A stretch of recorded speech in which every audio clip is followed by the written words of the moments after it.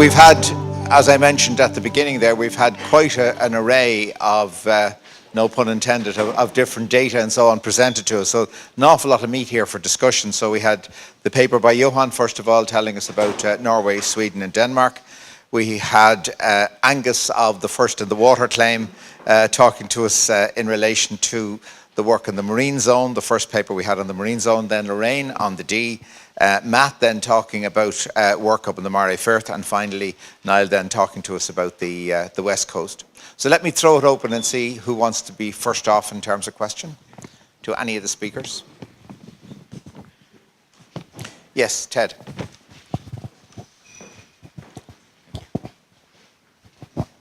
Thanks. There's a lot of talk in a lot of the presentations about estimation of swimming speed and trying to determine the behavior of the fish relative to the water, I assume in some way, or determine how they're behaving in their outward migration. But as I say, in all the measures of swimming speed, I was unable to detect whether any of them were actually measuring the speed of the fish through the water rather than just the speed over the ground. And whether, if they were only measuring the speed over the ground, whether they'd done anything to measure the tidal currents. I mean, Neil, just in that last presentation, obviously is beginning to think about this now, but when I haven't tracked fish for 25 years, but when we were tracking fish, we did use current meters. We used floats with tags in to try and determine exactly what the fish was doing relative to the water, not over the ground. And I just wonder whether any of the presenters actually have a bit more information on the actual swimming behavior of the fish through the water, which seems to be rather an important factor. I certainly know on the West Coast, in terms of looking at the movements of sea lice, I know that Stuart Mildenmas did some fantastic work looking at the movements of the current, so that can be integrated, I think, with the tracking. Johan, you want to go to make a comment?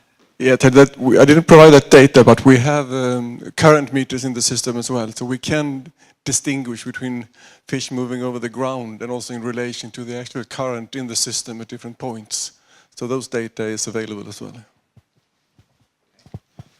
Yeah, so we also have used the Scottish shelf model to get water velocities at each of our receiver points. And so we're hopefully looking to tie in the smolt movements to that as well. But that's a lot further down the line. Thanks. I think Neil wants to make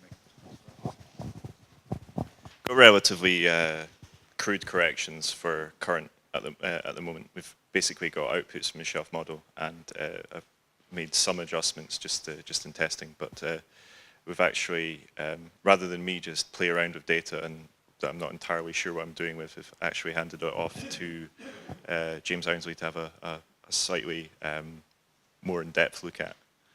So it's in the works really, but it's not really ready for to be presented today at least. So.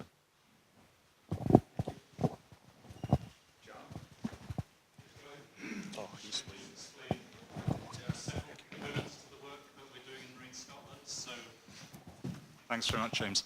So basically, James Ownsley is at the moment devising a range of models which will be combining the outputs from the Scottish shelf model with notional swimming vectors from smolts. And that should define the range of options that one would expect smolts to have to adopt if they're to break loose, if you like, and make their way north. So the key issue then is to get some empirical data from around Scotland so that some real data can be compared with what the model predictions are. So very much currents are being integrated with this work.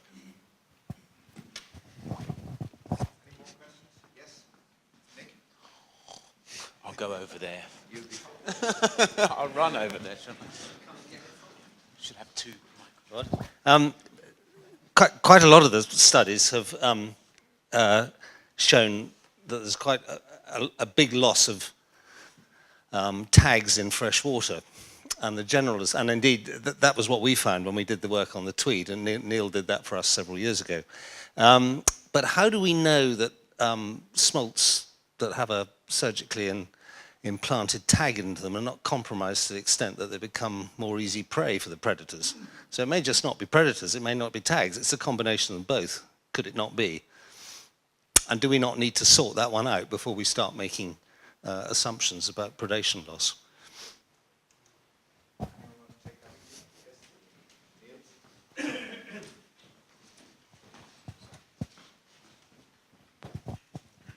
Yeah, I just have to address this a little bit, as this is my main research area, is evaluation of tagging effects. Ken kind of tried to persuade me to come here and talk about birds, which I really don't want. So actually I can, if you will allow me to use the lunch break for something good info, I got a very nice presentation on evaluation of tagging effects that we have been doing now for about 20 years.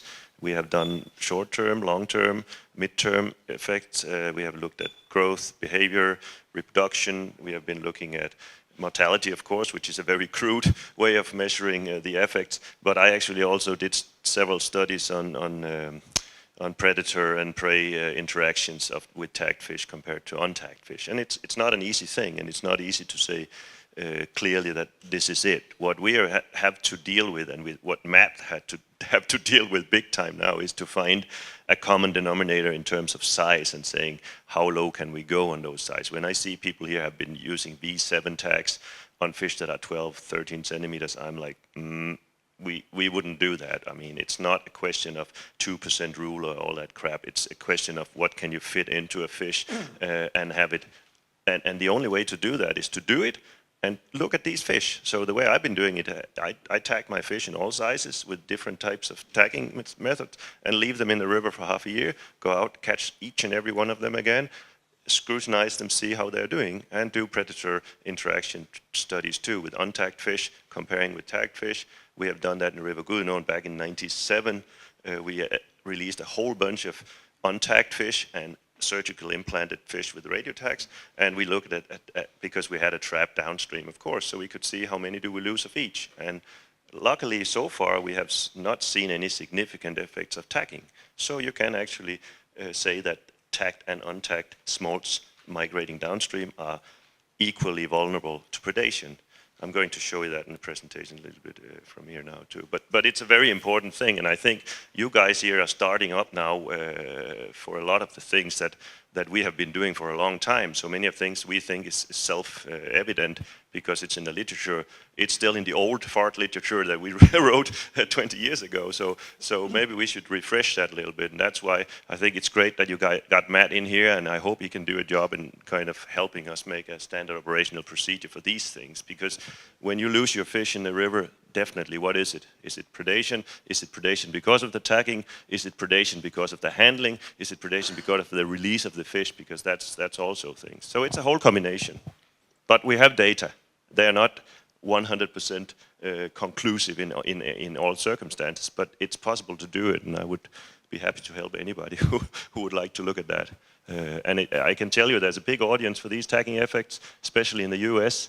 They tend to write to me every time they have something to do there, and I'm like, well, you guys tagged hundreds and hundreds of thousands of fish in the Columbia River, and you did all these evaluations, yeah, but we didn't publish them. I mean, they have them there. They have big fat reports. They tried refining the methods in each and every possible thinkable way. You can talk about Dale about that, but there's a lot of that. So go and look at the literature first, and then make good questions and make little pre-studies. Yeah, I'd just add on to that I think one of the big issues is we've got a lot of variability in the way that especially actually people are capturing these fish by lots of different methods, potentially in handling them, which is often not described very much in methods. Unlike the tagging, a lot of the handling information and how fish are subsequently released is missed out.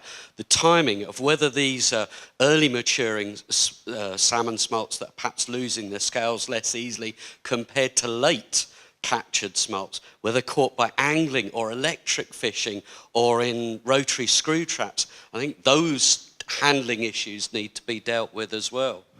Okay. One other point I would make, it struck me when Angus was giving his fine paper. There was a meeting last week. I'm involved a bit with environmental DNA, and there's a colleague of mine, Jens Carlson, working with me, and our biggest problem is people don't actually publish the material where the experiment doesn't work.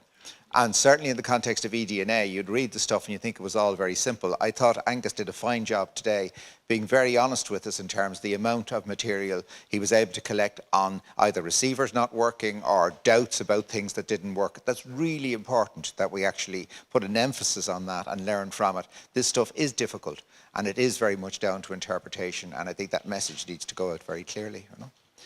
Any other points? Yes, Dave. Yeah, I had a comment or a question in relation to Johan's presentation and then Lorraine's also.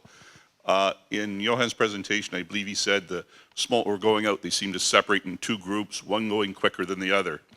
In Lorraine's presentation, she mentioned the D harbor, every fish behaved the same except for one, and it did something differently. So my question is, are you both sure that you're still tracking salmon smolts, or are you tracking something else in those different cases? Or, well, sorry, in your case, sea trout smolts, but is it a sea trout smolt inside of some other fish? That's the question I would have that's behaving something differently. Yeah, that's a good point. There's a huge amount, there's a huge amount of pike in the system as well. So of course that could be the case that we would track other fish. But we were also trying to, those fish that was hanging around, we did manual tracking of those as well in order to make sure that they were either dead or with different fish. And they were quite often caught in the estuary as sea trout, so they were definitely sea trout. So otherwise that could have been the case that they were being captured. But and also the other study also supports this finding that there are two different clusters. And why there are two different clusters, I don't know, but that is something that we would like to dig into, if there's sort of physiological differences or behavioral difference between these. Thank you. Yes, someone at the back there, yeah. Thank you.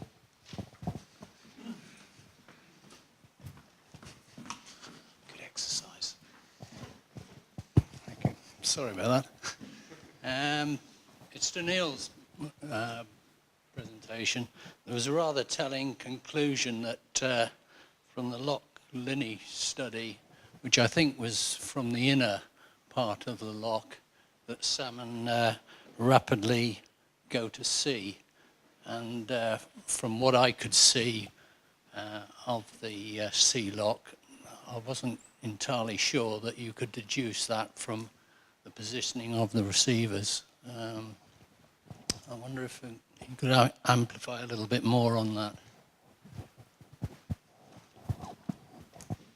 That was a contentious question you might have expected to have received.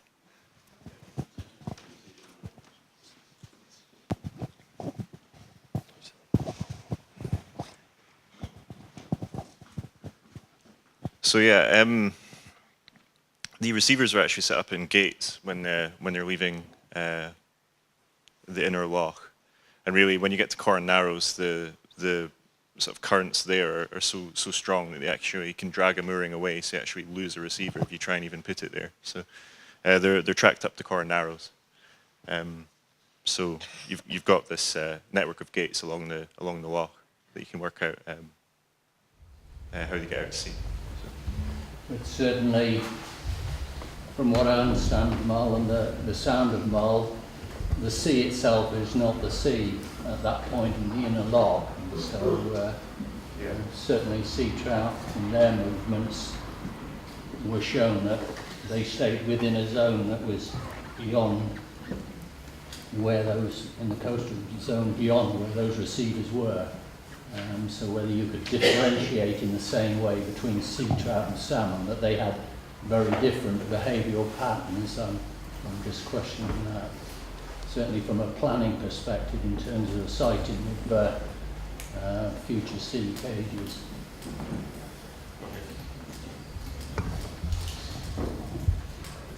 Thanks, Neil. I think, to be fair, I think it's very much obviously an initial study. So they're the very areas that John was making reference to, I think, in terms of trying to integrate this then with the currents to try and make sense of it. And it's going to take a number of years, I think, before we begin to make sense of that. But I think it's very important. Yes, John? I think if I'm understanding correctly, though, what the data from a number of studies now suggests is that the sea trouts, a large proportion of the sea trouts, stay really quite close in. Does that answer your question? Yes, I understand that. Yeah. It's really what the salmon do. The salmon move really quite rapidly through Loch Linney. Through Loch Linney. Yeah, and the next study was looking at what do they do when they then reach the Isle of Mull. So that maybe wasn't quite clear. So we now have tracks through Loch Linney and out past the Isle of Mull. And the next question is, what happens next? Thanks, John. Any more questions? Oh yes, one at the back there.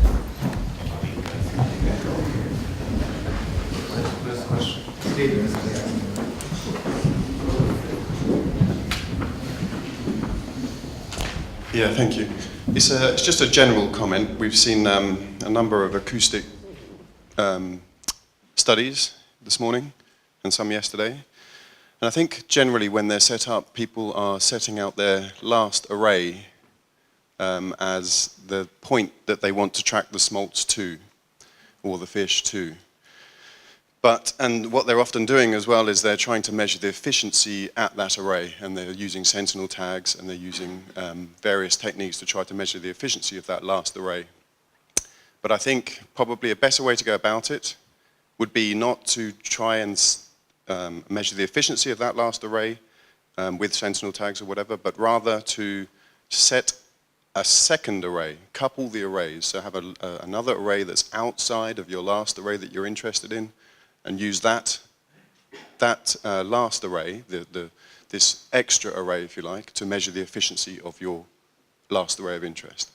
Basically what it does is it changes the problem from just trying to see what the smolt are doing and where they're being detected into a capture mark recapture experiment, so that your last array of interest, the efficiency of that is detected, is estimated from the number of fish that are seen, as a proportion of those that are. Sorry, I find it difficult to explain. So your last array, the outer array, this extra array, is basically testing the efficiency of your inner array, and it allows you to detect to estimate the efficiency of that your last array of interest using the data from the fish. So it's at the time that the fish are moving. It allows for variable fish behavior. When you go out and you do your range testing, I'm not entirely convinced all the time that you're covering the full suite of possible conditions under which those fish might be moving. Rather than do that, just allow the fish, their movement at the time that they move and the conditions that they move under, and this second array, this extra array, to calculate and estimate what those efficiencies are.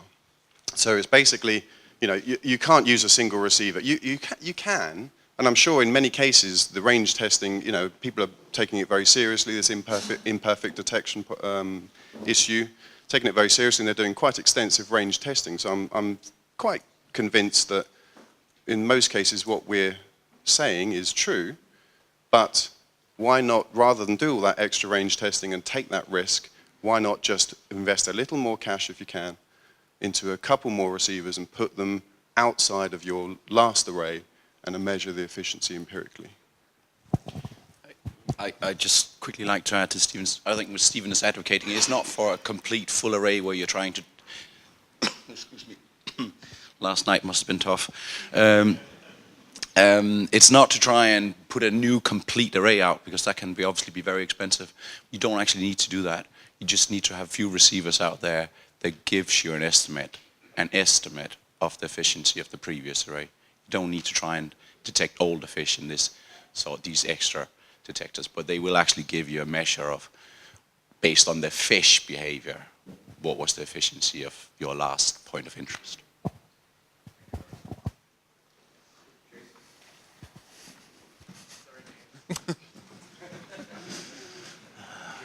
Two microphones next time.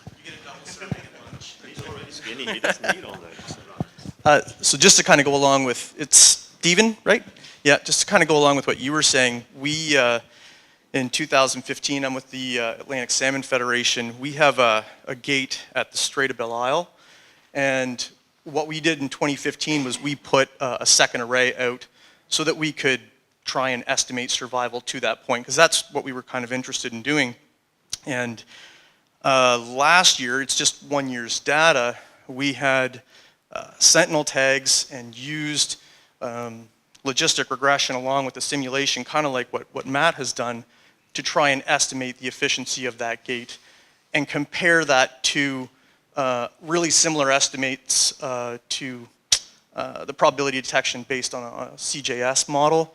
And we're finding that the simulation model is biased quite high, usually by about 20% more than what the CJS model is saying. So yeah, I think that's a really, really good point.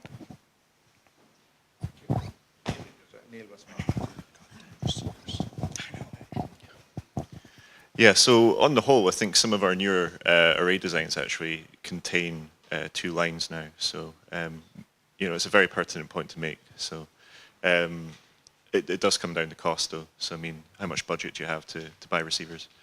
I think one of the things is you can actually make rather than just have a straight line, you could probably try and stagger your receivers over overlapping fields potentially, and that way you could actually have a bit of slack for if you actually miss on one receiver.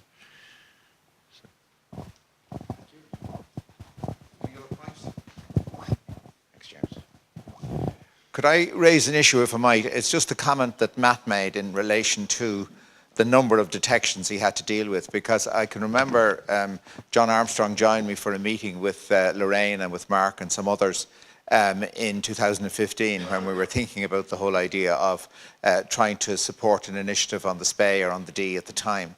And John made the comment to us in relation to the amount of data that a relatively simple program of this nature can actually generate, and we love to see the dots on the maps and so on, but there, behind that is a huge amount of analysis. And I just wanted to get some comments, if I could, in terms of how fit for purpose we are in terms of expanding out these sort of programs and dealing with the sort of data sets that they're going to generate. Yes. Niels. Sorry, it's a very good point, and I was always going to try to warn anybody here to tag too many fish and have too many loggers and all that, because the sheer amount of data can really be troublesome. And we had a huge success in a project several years back where we installed a 3D acoustic system in a lake, and we tagged all the predators in the lake and a good proportion of all the prey fish too. So we have perch, roach, and pike, and we could get them live on screen all the time, 24/7 for a year. And the amount of data there has just been drowning us ever since. I mean, we have one guy who was a computer genius sitting there. He made his own script for analyzing these data. But every time he runs something, like I ask him and say, okay, I would like to see how often do the roach actually meet the pike. And he says, how close? I said, well, 1 meter in 2 seconds or so that they can actually see each other. He said, okay, I'll run that. That's easy enough. Just encounter rates. Took the computers like a week just to come out with one. There's billions and billions of calculations. So we have all that data now, which could give us every answer we would if we could put the right questions, but nobody can. I mean, it's so impossible to get it out. So now it's basically a few publications out, and the rest is basically lying there because it's just too heavy. So people are always laughing at me when I say, just tag 10 fish, it's much easier. but sometimes it's actually a good idea to go down, not just because of the 3 R's and the animal welfare people telling us to use fewer and fewer fish. But again, if you want to test things like the range test and so on, it's great to have a lot of fish to go through. And I think the WEMCO stuff is doing it extremely easy to handle data, but you do get a lot, so that's just... Thank you.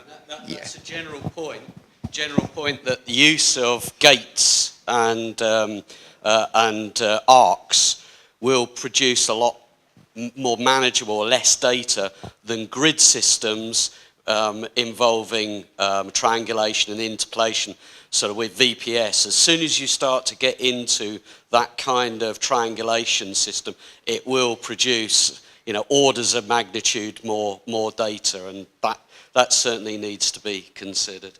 Okay, thank you. Any other comments, Neil? Yeah. Thank you. I guess really the experimental design and the data collection needs to fit the question you're asking, really. So you don't want to generate so much superfluous data that you can't really process it. So you really just need to pare things down and try and get it down to what you're actually asking initially, and not overburden yourself with so much data. So. And another issue will also be that it will be hard to standardize and visualize if we use various difficult modeling. And all these scripts that have been run in R, will turn out very difficult to compare different studies if we use different approaches. So it would be a good idea if we could try to standardize it, but we're not there. Okay. Well, there's certainly ideas for us in the context of the sort of workshops and so on that we organise in the Atlantic Salmon Trust. I mean, ideas in terms of where the gaps are would be really useful to us in terms of knowing how we can actually do that. Because I know from talking to Fred Worski that in terms of OTN, they're putting a huge amount of resource at the moment into that whole question of data, standardising the data for the various VEMCO tags, and I'm sure the same must be ongoing for some of the other companies as well. It's an important point. Yes, of course. Comment. Something else that I think is worth bearing in mind, and that I've been guilty of in the past, is when we're looking at sort of detection data, there's been a lot of talk about, well, if you don't detect certain tags, then that means these fish have died, and we've talked about what the causes are. No, it doesn't. It means you haven't detected those fish, and so we're much better off thinking about trying to analyse and design our systems where we analyse the positive data, where you've got records of those. The lack of data actually tells us nothing, and it can be as a result of tag failure, which does happen. Now, I've had certain circumstances in the past, doesn't happen as much these days, where 10%, 20% of tags can fail. Hopefully it doesn't happen these days, but there are very few high quality, independently tested evaluations, and just about none in the literature. Secondly, we can get tag losses as a result of expulsion from the fish. And if they're lying on the riverbed, that could be another issue. Thirdly, we can get mortality, which can be not related to predators, could be handling or other natural mortalities. There are all those different causes, and the Norwegians have been pretty good in terms of talking about survival, and I think probably we need to be going down that route as well.